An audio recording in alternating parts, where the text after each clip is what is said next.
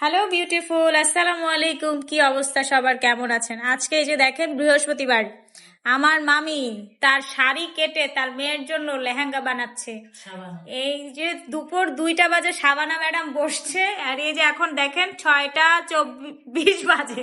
তো আমার শাবানা ম্যাডামের অনুভূতি জানতে চাচ্ছি, আপনি কখন ড্রেসটা দেখাবেন সবাইকে?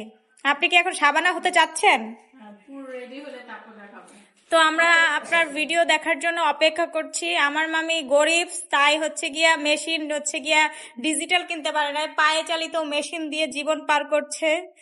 ভাই, ফেসবুক থেকে টাকা আর্ন হইলে আমার মামি বলছে যে একটা মেশিন কিনবে।